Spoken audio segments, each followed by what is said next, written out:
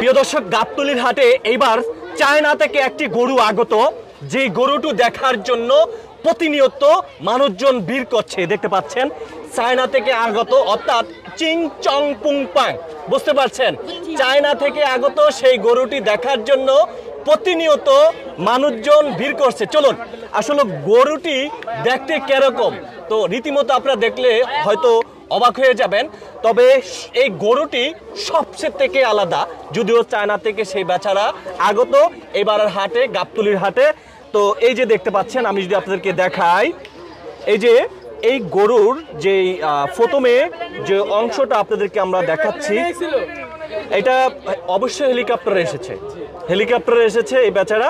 তো এটার থুতপাড়া দেখতে পাচ্ছেন একদম ব্যতিক্রম। এবার আসেন একটু কালারটা আমি দেখাই।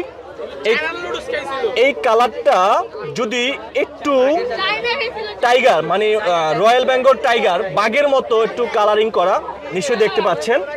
আর এই গরুর দুটি কিন্তু শিং রয়েছে, আর এটা মানে থোতাটা একটু ব্যতিক্রম। তো এবার গাবতলীর হাটে এমন একটি গরু দেখার জন্য এই গরুটা কার? আপনার মহাজন এটা সম্পর্কে জানে কে? তুমি জানো? একটু আসো, তুমি একটু আসো, এদিকে আসো, আসো আসো, গেঞ্জিটা পরে আসো। তো এই যে গাবতলীর হাটে দেখুন, সে বিরক্ত ফিল করছে, কারণ এখানে তাকে প্রতিনিয়ত ডিস্টার্ব করে। তো এই যে নিশ্চয়ই দেখতে পাচ্ছেন যে কালারটা, তো এটা সম্পর্কে আমি একটু আপনাদেরকে জানানোর চেষ্টা করব যে এই যে চায়না থেকে আগত, বা দেখতে একটু চায়নার মতো দেখা যায়, বা আসলে কি এটি চায়না থেকে এনেছে কিনা সেটাই আপনারা অবশ্যই জানতে পারবেন। তো একটু ভাইয়া একটু এদিকে আসেন, এই গরুটি দেখতে কেমন লাগছে?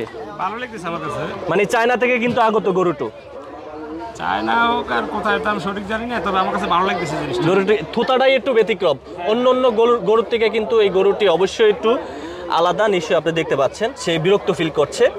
তো এই যে দেখুন, আমি যদি আবার আপনাদেরকে দেখাই, তাকে আগে হচ্ছে গিয়ে একটু সান্ত্বনা দিই। আসলে এই গরুটির দাম কিরকম চাওয়া হয়েছে, আসলে সে কি হেলিকপ্টারে এসেছে, না বিমানে এসেছে, না অন্য কোনোভাবে ওয়েতে এসেছে, সেটাই আমরা যিনি এই ব্যবসায়ী রয়েছেন, যিনি গরুটি এনেছে এবার গাবতলীর হাটে, সেটাই আপনাদেরকে আমরা একটু দেখাবো। তবে একটু ব্যতিক্রম, আপনি একটু লক্ষ্য করুন। আর এটার যে কালারটা, একটু এদিকে আসেন, একটু এদিকে আসেন, এই যে কালারটা একটু লক্ষ্য করুন, এই কালারটা একটু ব্যতিক্রম। যেমন আমরা অনেক সময় দেখে থাকি যে এটার যে টাইগার, রয়্যাল বেঙ্গল টাইগার, যে বাঘের মতো যে চামড়াটা রয়েছে, একদম কালো এবং হচ্ছে গিয়া লাল, সেটাই আপনারা নিশ্চয়ই দেখতে পাচ্ছেন।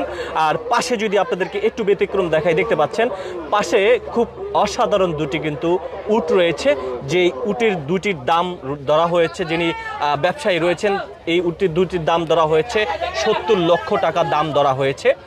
তো এই উট দুটি দেখার জন্য প্রতিনিয়ত, আমি যদি আপনাদেরকে একটু দেখাই, পিছন থেকে দেখান, প্রতিনিয়ত কিন্তু মানুষজন আসছে এবার গাবতলীর হাটে তার জন্য। তো নিশ্চয়ই আপনারা দেখতে পাচ্ছেন। এইটার মহাজন কোথায়?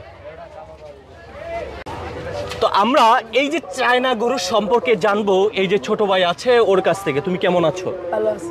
আচ্ছা, এইটা চায়না গরু মানে কোন দেশ থেকে আনা হয়েছে? চায়না থেকে?